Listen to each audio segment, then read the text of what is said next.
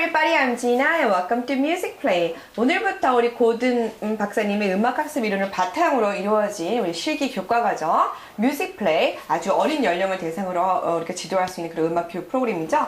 그 수업에 대해서 저희가 오늘 배워보도록 할게요. 그래서 오늘은 이론입니다. 오늘 첫 강의는 이론으로부터 시작해서 어떤 것이 음악학습 이론이며 어떻게 우리가 아이들을 실기를 지도해야 되는지 살펴보도록 할게요. 첫 번째가 연결적인 음악 교육, 그 다음에 부모의 역할, 그 다음에 뮤직 플레이 교과 과정의 목적, 왜 이 수업을 해야 되고 이 수업을 하는 목적을 달성하기 위해서 우리가 무엇을 준비해야 되는지, 그 다음에 음악과 언어에 대해서 잠깐 살펴보고, 그 다음 비정규 교육의 필요성. 뮤직 플레이는 정규 교육을 시작하기 전에 우리가 거쳐야 하는 비정규 교육이죠. 정규 교육이라는 것은 피아노 레슨, 합청 배우기, 등등을 우리가 정규 교육이라고 합니다. 그리고 초등학교 들어가서 음악 수업을 말하고요. 그 다음에 음악 정서에 살펴보도록 할게요. 자, 우리 뮤직 플레이 첫 번째 우리 페이지 보시면 여러분 이론이 있거든요. 그래서 그 책 내용을 쭉 읽어보시고 그 다음에 강의를 들으시는 것이 도움이 되실 거예요. 그래서 그 내용을 읽어보시고 그 다음에 우리가 그 다음 강의 시간에 우리가 예비 오디에이션 과정의 그런 단계들을 살펴보도록 할 텐데요. 자, 오늘은 영유아를 위한 음악교육, 왜 영유아들한테 음악교육을 해야 되며 왜 이런 교육이 꼭 필요한가? 우리가 이런 교육을 꼭 시켜야 되느냐? 음악을 그냥 받아들이고 그냥 즐기면 되는 거지. 우리가 아이들한테 음악교육을 할 필요가 있느냐? 자, 그거에 대해서 알아보도록 할게요. 첫 번째로, 음악교육은 이제 우리 아이들이 이렇게 두뇌 표피를 보면, 두뇌를 보면 이제 아이들이 태어나서 연접세포가 많이 번지면 번질수록 우리 아이들이 생각하는 그런 감각기관이 발달이 되거든요. 그래서 그 연접세포를 공급할 때 가장 처음에 이펙티브하게 하는 것이 바로 소리예요. 음악이라고 할 수 있죠. 왜냐면 갓난아이들이 우리가 산수도 배울 수 없고 미술도 배울 수 없고 체육도 배울 수 없고 아무것도 배울 수 없지만 오로지 듣는 귀를 가지고 음악은 배울 수 있고 음악의 첫 번째 우리가 아이들이 받아들일 수 있는 그런 하나의 지식 습득이라고 볼 수가 있거든요. 그래서 음악 교육을 하는데, 자, 어렸을 때부터 우리가 감각기관이 있잖아요. 5가지 감각기관이 있다고 생각하면 듣기, 청각, 그 다음에 시각, 촉각 등등이 있는데 우리가 아이들이 엄마의 뱃속에서 처음에 생기는 감각기관이 바로 귀거든요. 그래서 귀를 통해서 아이들은 세상 소리를 접하고 엄마의 소리를 접하고 이렇게 접하는데 그런 감각기관의 발달에 있어서 귀를 많이 사용하지 않을 경우는 그 감각기관이 필요 없다 생각하고 이제 시각으로 가고, 그다음에 시각을 많이 사용하지 않으면 다른 감각기관으로 그 감각기관이 강화가 되는데 우리 어린 고양이를 가지고 우리가 실험을 해봤대요. 그 뮤직 플레이에서 책을 잠깐 보시면. 그래서 그 눈을 가리고 우리 고양이 실험을 해봤더니 눈에 보이는 감각기관이 귀로 갔다. 그 눈을 볼 필요가 없으니까 감각기관, 연접세포가 듣는 감각기관을 많이 간 거죠. 그래서 어렸을 때부터 듣는 감각기관을 발달시켜주지 않으면 감각기관 연접세포가 많이 소멸된다는 거기 때문에 우리 영유아를 위한 음악교육이 필요하고, 그 다음에 음악을 통해서 아이들이 오로지 세상을 접하고 자기 자신을 이해하고, 그 다음에 관계를 형성하는 거기 때문에 음악교육이 꼭 필요하다고 봅니다. 그래서 부모의 역할은 무엇이냐면 뮤직 플레이 수업 처음 들어오시면 이제 부모님들 같이 수업을 하거든요. 왜냐면 첫 번째는 우선 아이들이 혼자서 할 수 없기 때문에도 마찬가지지만 부모의 역할은 굉장히 매우 중요합니다. 그래서 부모들은 음악을 가르치는 방법을 이해를 하고 수업을 들으셔야 돼요. 그래야지만이 그 음악을 가르치는 것, 그러니까 소위 우리가 아이들한테 언어를 가르치는 그런 선생님은 첫 번째 선생님 바로 엄마거든요. 엄마가 자꾸 대화를 해주면서 언어를 흡수를 하고 습득을 하는데 유독 왜 음악을 그렇게 하지 않느냐. 이제 부모가 집에서 노래를 불러주고 챈트를 불러준 아이와 그렇지 않은 아이는 굉장히 많은 차이가 있거든요. 그래서 부모의 역할은 바로 아이들이 수업 시간에서 이렇게 배웠던 그런 음정 패턴과 리듬 패턴을 배울 수 있는 것에 도움을 주는 역할이 굉장히 필요하고, 그 다음에 아이와 엄마가 같이 수업을 들었을 경우는 아이는 그 신뢰감을 형성하게 되는 거죠. 그래서 아이들이 엄마 뱃속에 있을 때 가장 첫 번째로 들었던 그런 소리가 바로 엄마의 소리인데 엄마의 소리로 전달되는 모든 수업은 확실히 효과가 많이 있어요. 그래서 부모님과 같이 하는 그런 수업이 굉장히 좋습니다. 그래서 부모의 역할에 대해서 또 살펴보고, 또 부모님은 수업 시간에 아이들 음악 활동하면서 같이 관찰해주고 그다음에 도움을 주는 것뿐만 아니라 집에서도 이제 선생님이 수업 시간에 선생님이 아닌 또 다른 선생님이 되는 거죠. 그래서 집에서 이제 음정 패턴과 리듬 패턴과 그런 다양한 활동들과 음악을 많이 접해줄 수 있는 그런 임무를 가지고 있어요. 그래서 여러분 부모님이시다면 꼭 부모의 역할을 여러분이 아시고 어떻게 음악을 지도해야 되는지 살펴볼 필요가 있고요. 그다음에 뮤직 플레이 교과 과정의 목적은 뭐냐면 비정규 교육을 하는 거예요. 그래서 아이들이 초등학교 교육을 시작을 하면 이미 다 언어는 배워가지고 오잖아요. 초등학교 1학년이나 뭐 7세가 되면 그 집단에 들어가서 자기가 언어를 구사할 수가 있어요. 왜냐면 어렸을 때부터 언어를 많이 들었고 엄마나 아니면 아빠나 동생이나 언니들이 계속 말해주는 것을 가지고 모방을 하고 흉내를 내고 언어라는 것을 습득을 했거든요. 근데 그래서 당연히 초등학교 1학년 가면 언어의 정규 교육에 있어서 정규 교육을 받을 수가 있어요. 그리고 별로 무리가 없어요. 읽고 쓰는 것도 할 수 있어요. 그렇지만 왜 음악은 어렸을 때부터 그런 교육이 접해지지 않죠? 부모님들이 여러분이 생각하셨을 때, 아, 내가 우리 아이를 태어나면서부터 음악 교육을 시켜줘야 되겠다. 음악을 노출시켜줘야 되겠다. 음악을 가르쳐야 되겠다는 그런 생각보다는 그냥 초등학교 가서 배워라. 이렇게 돼 있는데, 그건 굉장히 안 좋은 생각이고, 음악, 뮤직플레이 교과 과정을 어렸을 때 그 어린 아이들만이 그렇게 창작할 수 있는 기간이거든요. 그 기간이. 왜냐면, 초등학교 들어가면 이미 거기서부터 이제 모방만 하기 시작해요. 뭐 선생님 따라해서 노래 부르세요. 그다음에 뭐 합창해서 노래 부르세요. 이렇게 모방하는 것만 따라하고 그룹 안에서만 우리가 그렇게 선생님 노래 부르는 걸 따라 부르고 선생님 노래 부르는 걸 따라 부르고 이렇게만 배우기만 하고 자기가 직접 창작을 하는 그런 기회가 없거든요. 근데 어린 연령에 있었을 때는 그렇게 가능하잖아요. 우리가 이런 음악 수업을 통해서 선생님이 개인적으로도 이렇게 지도를 할 수 있는 부분이 있기 때문에 뮤직플레이 교과 과정은 그러한 정규 수업을 준비시켜 줄 수 있는 예비 비정규 교육이라고 생각해요. 그래서 많은 노래를 듣고 음정 패턴과 리듬 패턴을 몽환히 한 아이들은 비로소 정규 교육을 시작했을 때 그것을 너무 부담스럽지 않게 받아들이는 거죠. 그래서 대부분 레슨 시간에도 바이올린이나 피아노에서 레슨을 너무너무 싫어하는 아이들 보면은 이러한 비정규 교육에 옹알이 그런 스테이지가 없었기 때문에 그런 거죠. 바로 악기로 가기 때문에 아이들은 기술을 배워야 하는 그런 부담감 때문에 음악이 훨씬 더 많이 줄어드는 거죠. 그래서 기술이라는 것은 굉장히 어렵고 반복적인 학습이거든요. 노래 학습도 마찬가지 때 그건 누구누구나 다 힘들어해요. 그렇지만 아이들이 음악을 사랑하고 음악을 받아들일 수 있는 그런 갈망이 좀 더 크면 그 기술을 습득해야 되는 그런 부담감부터 더 크게 내면 훨씬 더 정규 교육을 제대로 받을 수 있다는 거죠. 그래서 그렇고, 그래서 뮤직플레이는 목적은 전문 음악가를 가려내는 것이 아니고 태어난 아이들은 누구든지 음악 교육을 받아야 되는 의무가 있잖아요. 그래서 준비시키는 것이 아니라 아이들이 다 음악을 이해할 수 있는 방법을 터득하는 거고요. 두 번째가 음악적인 천재를 가려내는 것이 아니고 음악을 이렇게 아이들 각자의 성취를 알고 선생님이 파악하기 위해서 그렇게 수업을 하는 것도 있고요. 그 다음에 엄마가 말을 아이들한테 가르치는 것처럼 아이들한테도 음악을 가르치는 방법을 알려주기 위해서 우리 뮤직플레이 교과 과정이 필요합니다. 그래서 뮤직플레이는 정말로 많은 다양한 음조의 음악을 듣고 그 다음에 다양한 리듬을 가진 그런 노래의 챈트를 듣고 그 다음에 음정 패턴과 리듬 패턴을 체계적으로 아이들이 그런 단계를 밟아가서 옹알이 단계에서 이렇게 모방 단계 동화를 하면서 아이들이 정규 교육을 향한 그런 비정규 교육을 준비할 수 있는 거죠. 그래서 음악과 언어를 살펴보면 음악과 언어에는 첫 번째가 흡수가 있어요. 자, 언어는 아이가 태어나면 그 아기 방이나 이렇게 어디 있으면 이렇게 누워서 이렇게 듣죠. 그러면 계속 소리가 뭐라고 들려요. 또 뭐라고 막 들려요. 엄마 아빠 소리 막 뭐라고 들려요. 이때 그 아이들은 어떤 행동도 할 수가 없어요. 말도 할 수 없고 뭐 움직일 수도 없고 아무런 그런 상태가 없는 그런 위치에 있거든요. 그래서 오로지 자기가 이 세상과 소통하는 것은 귀밖에 없어요. 그래서 듣는 소리를 다 듣습니다. 계속 듣습니다. 엄마 아빠 소리, 친구들 소리, 어떤 소리 그런 소리의 패턴들을 듣고 그 기간이 흡수 기간이죠. 그래서 중요한 거는 그 시기에 안 좋은 소리를 많이 들려주게 되면 그것이 바로 그 머리로 흡수가 돼서 그것이 자기의 성격처럼 될 수도 있다는 거죠. 그래서 굉장히 중요하고 흡수. 그 다음에 흡수를 하면 그 소리들을 이렇게 따라해보기 시작해요. 옹알이요. 엄마가 너 그거 갖고 와라면 따라따라라 이렇게 얘기를 한다든지 그 소리를 비슷하게 내려고 하지만 그게 옹알이에요. 아무런 의미가 없어요. 이렇게 의미가 없는 말들이에요. 중음절이겠죠. 그런 옹알이 단계를 마구마구 이렇게 거친 다음에 그 다음에 말을 진짜로 흉내를 내게 돼요. 가져와, 차, 뭐 이렇게 간단한 단어서부터 이렇게 말을 흉내내기 시작하고 그때서부터는 암호를 해독하기 시작하는데 바로 이게 뭐냐고 보면 이렇게 쿠키, 엄마 쿠키 먹어, 쿠키 이렇게 하면 그때서부터 이제 아이들이 말을 모방하죠. 그리고 그 쿠키라는 소리와 그 쿠키 진짜 그런 모양을 가지고 암호 해독을 해요. 그래서 쿠키라는 것은 저거구나. 그래서 암호 해독을 시작한 다음에 말을 흉내내고 그때부터 자기가 그 단어 패턴들을 모아서 진짜로 언어를 구사하게 됩니다. 그래서 그때서부터 이제 의사소통을 하는 거죠. 엄마가 줄까?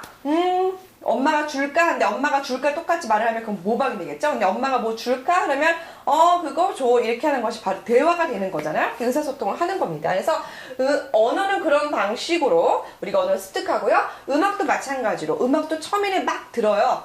다양한 단조와 리듬 패턴을 듣습니다. 리듬 챈트를 듣고 흡수를 한 다음에는 그걸 옹알이를 해요. 그래서 패런에서도 빰빰빰 그러면 빠빠빠빠 빠빠빠빠 뭐 이런 식으로 이런 식으로 옹알이를 합니다. 그 다음에 빰빰빰 하면 빰빰빰 뭐 이런 식으로 해서 부정확하지만 그렇게 해서 암호 해독을 하고 그 소리가 그것이다 이렇게 암호 해독을 한 다음에 그 말을 정말 흉내내는 거죠. 모방하는 걸 정확히 모방하고 그다음에 의사소통을 하는데 노래와 챈트를 자유롭게 부르면서 또 아이들 즉흥도 시작해요. 선생님이 여러 가지 그런 활동을 하는데 그런 단계를 거쳐서 음악과 언어는 똑같은 비슷한 면이 많이 있거든요. 그래서 이렇게 음악과 언어를 보시면 이런 단계를 거쳐서 배워야 됩니다.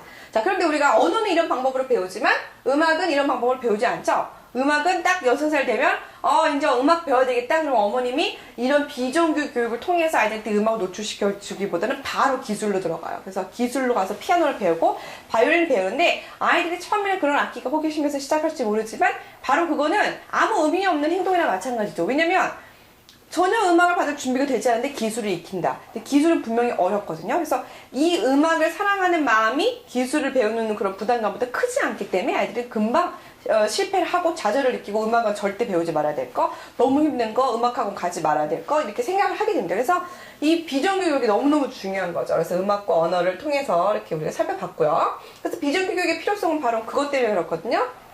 자, 비정규 교육 7살 이전까지 5살 유치원에 입학하기 전까지 이러한 다양한 노래를 흡수하고 모방하고 챈트하고 움직이고 그 다음에 이렇게 음정 패턴, 리듬 패턴 해보지 않고 바로 갔을 때는 바로 선생님이 무엇을 원하냐면 말을 못하는 아이한테 말을 계속 대화를 하는 거죠. 그 아이한테 계속 대화를 하는 거죠. 제가 옛날에 어떤 프로그램을 보니까 영어를 굉장히 잘하시는 분이세요. 영어를 굉장히 잘하시는 분이고 굉장히 영어에 대해서 관심 많으시고 영어를 가르치시는 분인데 그 선생님께서 아이들한테 영어를 했을 때 Hello, what's your name? 이렇게 물어보더라고요. 근데 Hello, what's your name? 하고 질문을 했을 때는 그 질문에 대한 답을 그 아이가 할 수 있는 연령이 아니거든요. 왜냐면 그 아이들은 배우지 않았어요. 언어를 노출이 없어요. 그 영어에 대한 노출이 없었거든요. 근데 그것을 질문한다는 것은 답이 원하는 것이 아니잖아요. 그런 적인 말을 사용해서 아니 답을 원하지 않는 스테이지에 있는 것처럼 음악도 마찬가지예요. 그런 준비가 되지 않은 아이한테 질문을 던져주고 답을 요구하는 그런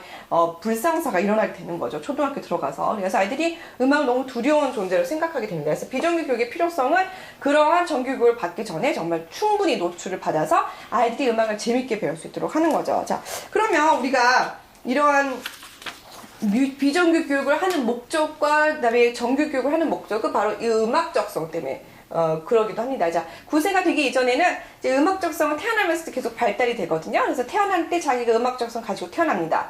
이 지구에서 어디에서 있는지 몰라요. 그냥 부모와 뭐 자기 조상에 전혀 관계없이 딱 아이가 태어나면 응애 하고 태어나는 순간부터 너는 이런 적성을 가지고 있어. 딱 줘요. 이게 어디서 오는지 모르지만 그 적성을 가지고 태어나요.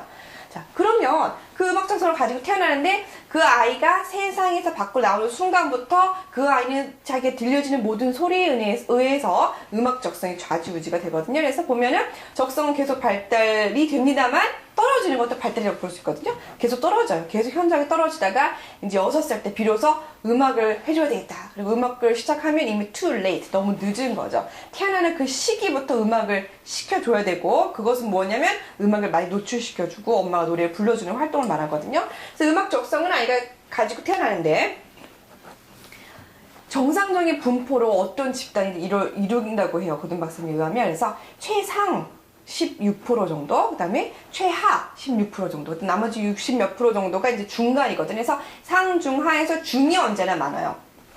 중이 언제나 많고, 음악 선생님도 어떤 수업을 가든 그 중을 대상으로 음악을 지도할 수밖에 없다고 생각하시거든요. 왜냐면 대다수가 원하는 대다수의 그런 수준이 중 수준이기 때문에. 그래서 상에 있는 아이들과 하에 있는 아이들을 이렇게 버리고 중 아이들만 우리가 교육을 할 수밖에 없다고 생각하는데 고든 박사님은 각각의 성취에 맞게끔 음악 적성이 성취에 맞게끔 우리가 교육을 해야 된다고 말씀을 하세요. 그래서 음악 적성 그 최상과 최하와 중간에 그런 아이들 분포들이 있는데 이때 수업을 했을 때는 음정 패턴도 리듬 패턴도 우리가 수업을 할 때 최상위 욕구 조건을 만족시켜야 되고 중간의 적성이 요구 조건을 맞춰주셔야 되고 그다음에 하도 마찬가지로 그러거든요. 그래서 음악 적성은 아이들이 다 갖고 태어나고 그다음에 자기 적성이 높고 중간이고 그건 아무도 몰라요. 태어나면서부터 그냥 가지고 있는 거. 그리고 9세까지는 계속 발달을 하지만 9세 안에 발달을 하는 기간은 9세까지지만 그 안에 음악을 전혀 접해주지 않는다면 음악 활동을 하지 않고 비정규 교육을 하지 않는다면 자기가 갖고 난 적성보다 훨씬 밑으로 떨어진 적성을 가지게 되고 그 적성이 9세가 돼서 고정이 되면 어떠한 음악적 환경에 노출이 되고 음악 수업을 한다 하더라도 그와의 적성은 아무런 관계가 없는 거죠. 그래서 음악 적성이 정말 중요하니까 태어나면서부터 9살까지는 정말 계속 음악을 메인 포커스를 두고 하셔야 돼요. 왜냐면 9살 이상이 되면 음악이 이제 적성에 전혀 이동이 하지 않으니까 우리가 음악 적성이 굉장히 중요합니다. 그래서 이렇게 음악 적성을 배우기 전까지 이제 7세, 9세까지 계속 비정규 교육을 시작을 해서 이제 목표는 오디에이션이에요. 고등학생의 목표는 오디에이션인데 오디에이션이란 뭐냐면 우리가 이렇게 뮤직 플레이 하는 과정이 예비 오디에이션이거든요. 오디에이션을 하기 위해서 준비하는 그 예비 오디에이션 단계인데 자, 오디에이션이라는 것은 무엇이냐? 그럼 여러분 고등박사면 오디에이션 음악 적성이거든요. 오디에이션 자체의 그런 말도 만드셨을 뿐만 아니라 사전에도 나왔어요. 오디에이션이 무엇인지. 자, 오디에이션의 데피니션은 언어에서의 생각처럼 음악에서의 생각이라고 말합니다. 그게 무슨 뜻이냐면 여러분이 제가 지금 계속 강의를 하고 있잖아요. 뭐 계속 다다다다다 얘기를 하는데 여러분이 지금 말을 하면서 단어 하나하나를 이렇게 생각하고 번역을 해서 이해를 하고 머리가 이렇게 작동이 되나요? 아니면은 제가 말씀을 드리는 순간부터 바로 다 이해를 하시고 여러분이 그 강의를 듣나요? 당연히 이해를 하고 듣죠. 왜냐면 하나하나를 생각하지 않으니까 이해를 하고 듣습니다. 근데 음악은 우리가 듣긴 듣지만 자, 음악은 듣긴 듣지만 우리가 그것을 이해를 한다고 볼 수 있을까요? 대부분 사람은 이해를 할 수가 없어요. 근데 음악이 좋다, 슬프다, 기분 나쁘다 뭐 이런 거 정도까지는 감정적인 선에서는 괜찮지만 우리가 음악을 이해하고 들어야 된다는 거죠. 언어를 이해하고 듣고 우리가 대화를 하고 의사소통하는 것처럼 음악도 마찬가지거든요. 그래서 음악은 오디에이션은 언어에서의 생각, thinking, thought처럼 음악에서도 생각이다. 그러니까 음악을 들으면서 그 음악이 무슨 음조인지, 무슨 단계로 진입을 할 건지, 그 다음에 어떤 박자를 가지고 있는 것이, 그 다음 소리는 무엇이 날 것인지 예상들을 하는 거죠. 그래서 그런 오디션 능력을 가지고 있으면 정말로 많은 정말 이득이 있어요. 음악을 배우는 데 있어서. 그래서 그 목적은 오디션이고 뮤직 플레이는 예비 오디션 단계라고 볼 수 있습니다. 그리고 또 오디션은 지금 제가 여러분한테 음악을 들려준다면 옛날에 들었던 음악을 다시 상기시켜서 그 음악을 이해하는 그런 자세도 될 수 있고 지금 소리는 아무 소리도 나지 않아요. 굉장히 고요합니다. 아무 소리도 나지 않고 음악도 나지 않지만 내가 어떤 소리를 딱 베토벤의 문라인 소나타를 옛날에 들었으면 그 소리가 내 귀에 들리는 거죠. 음악은 지금 물리적으로 소리가 나지 않더라도 그 소리를 귀로 들을 수 있는 거 이런 거 있고 그다음에 실기적으로는 봤을 때 아이들이 소리를 듣고 악기를 연주하는 거죠. 소리를 듣고 노래를 해보는 거죠. 이런 오디에이션 능력이 그렇게 될 수도 있고요. 그 다음에 악보를 보고 그 다음에 악기를 연주하지 않고 악보를 보기만 해도 그 소리가 머릿속으로 생각나는 거. 이것도 하나의 오디에이션 현상이라고 볼 수 있고요. 그 다음에 우리가 연주회장을 갔어요. 연주회장을 갔는데 빠바바밤 그 다음 무슨 소리가 날 건지 예상할 수 있는 능력도 오디에이션 능력. 그리고 처음 들어보는 음악이 아주 처음 내 세상에 태어나서 처음 들어본 음악이지만 그 음악을 들었을 때 그 다음 소리가 무엇이 될 건지 이미 예상을 하고 있는 거. 자, 그거는 오디에이션 능력인데 이 능력은 바로 옛날에 많이 들었던 음악적인 그런 경험에서 이거를 우리가 유추해서 나올 수 있는 그런 방법이거든요. 그래서 그런 것도 오디에이션. 그리고 여러분이 콩쿠르에 가서 피아노 컴피티션 가는데 이제 학생들이 연주를 하잖아요. 연주를 하다가 막 연주를 하는데 중간에 멈췄어요. 악보를 잊어버렸어요. 왜냐? 악보만 계속 암호해도 계속 외웠으니까. 그래서 피아노 치면서도 계속 외우는 것만 생각해. 음악을 생각하는 게 아니고. 그래서 외우는 것만 생각하는데 멈췄어요. 그러면은 오디션 능력을 갖고 있는 사람들은 바로 그냥 어떻게 이어서 그 다음 소리를 생각나니까 갑니다. 그렇지만 오디션 능력이 없고 이걸 그냥 암호해동만 해서 외우기만 한 학생은 다시 처음으로 갈 수밖에 없어요. Back to the beginning. 자, 그렇게 또 치다가 또 거기 똑같은 자리에 또 멈춰요. 자, 그러면 또 다시 앞으로 가고, 또 앞으로 가고, 그런 활동이 반복되면 그 학생은 그 피아노 악보를 기교적으로 외웠다는 것 뿐이지 음악을 이해하고 연습한 게 아니거든요. 그렇기 때문에 오디션 능력이 결여된 거죠. 오디션 능력 있는 학생은 중간에 내가 실수를 해서 악보를 미스하고 잊어버렸다고 하더라도 그 소리가 어떻게 진행될지 알기 때문에 소리를 진행시켜서 자기가 연주를 무사히 맞출 수 있는 거. 굉장히 큰 능력입니다. 그리고 또 악보를 보는데 주로 피아니스트나 바이올리니스트 마찬가지지만 악보를 먼저 보는 거에 너무너무 익숙한 나머지 악기가 없으면 그 악보에 있는 소리를 낼 수가 없어요. 무슨 말씀인지 아시겠죠? 악보를 보면서 그 악보는 그냥 심볼이잖아요. 그냥 그런 인쇄된 그런 건데 그걸 보고 나서 보면서 소리가 귀에서 생각이 나야 되는 것이 오디션이거든요. 보면서 소리가 나고 그 소리가 들은 소리를 입으로 노래에 불러볼 수 있는 거. 그런데 악기를 많이 한다는 핑계로 우리가 악기라는 그런 걸 사용해서 악보를 쉽게 소리를 전환시킬 수 있기 때문에 악기를 하는 사람들은 악보를 노래를 부를 수 있는 능력이 없어요. 한 번도 불러보지도 않고. 그렇기 때문에 도저히 생각이 나지 않는 거죠. 자, 이것은 오디션 능력이 결여된 거죠. 오디션 능력이 있으면 언제나 악보를 보면서 또 그 음악 소리가 생각나는 거. 이런 능력등이기 때문에 굉장히 음악을 하기 위해서 필요한 능력입니다. 그래서 우리 아이들이 전공을 할지 전공하지 않을지 모르지만 만약에 전공을 하게 된다면 그 아이는 그런 능력을 가지고 좀 더 많은 음악적인 것을 표현할 수 있고 비전공자다. 음악을 전공하지는 않지만 그 아이는 음악을 들으면서 매번 음악을 들으면 음악은 인간의 삶 속에서 필요 없는 게 아니고 정말 꼭 필요한 거잖아요. 그렇기 때문에 그 음악을 들으면서 이해를 하고 듣는 거죠. 아, 이게 음조가 어떻게 변할 것 같아. 이 리듬 패턴 어떻게 변할 것 같아. 나 그 소리 예상할 수 있을 것 같아. 음악을 들으면서 그냥 귀를 듣는 것이 청취를 하는 것이 아니고 이제부터 경청을 하기 시작하는 거죠. 음악에 대해서 경청을 하기 시작하고 그래서 그런 능력을 우리가 줄 수 있습니다. 그래서 정규 교육을 시작하는 초등학교 1학년 자 비정규 교육을 충분히 하게 하지 않고 바로 정규 교육을 시작하는 아이들은 정말로 음악을 실패할 거예요. 음악은 재미없는 거, 음악은 너무 어려운 거, 악기 너무 힘든 거. 그렇지만 비정규 교육을 충분히 흡수를 하고 이해하고 그 다음에 자기가 소화한 아이들은 정규교육 가서 그게 더 큰 성취를 줄 수가 있기 때문에 무사히 정규교육을 마칠 수 있는 거죠. 그래서 가장 중요한 거는 태어나자마자 음악교육을 시작을 해야 되는 거고 우리 교사의 목적은 이런 어린 아이들 아주 10개월, 5개월, 6개월, 7개월 그런 아이들부터 시작해서 4살, 5살까지 어떻게 음악을 지도할 것인지 그걸 잘 모르잖아요. 초등학교 지도할 수 있어요. 선생님 노래 부르고 따라하고. 그렇지만 이런 영유아들을 어떻게 지도를 해야 되는 것인가 그리고 수업은 어떻게 모형을 만들어야 될 것인가 그걸 살펴보도록 하고요. 그 다음에 이렇게 음악과 언어처럼 그러니까 언어처럼 어떻게 음악을 지도할 것인지 여러분이 미리 아시고 수업을 진행하시는 게 좋을 것 같아서 오늘은 지금 잠깐 제가 서원에 대해서 인트로덕션만 얘기를 했거든요. 네, 그 다음 강의 시간은 제가 예비 오디션 단계별로 설명을 해주고 고등학생의 뮤직플에서 꼭 알아야 될 내용들을 제가 언급해서 같이 함께 살펴보도록 하겠습니다. 자, 그래서 여러분이 이런 모든 제가 지금 강의한 거는 다 책에 있는 거거든요. 그래서 여러분이 읽어보시고 제가 중요 포인트만 찝어서 이렇게 이해하기 쉽도록 풀었으니까 여러분이 열심히 이렇게 보시고 또 그 다음 강의 준비해 주시면 될 것 같아요. Thank you everybody and goodbye!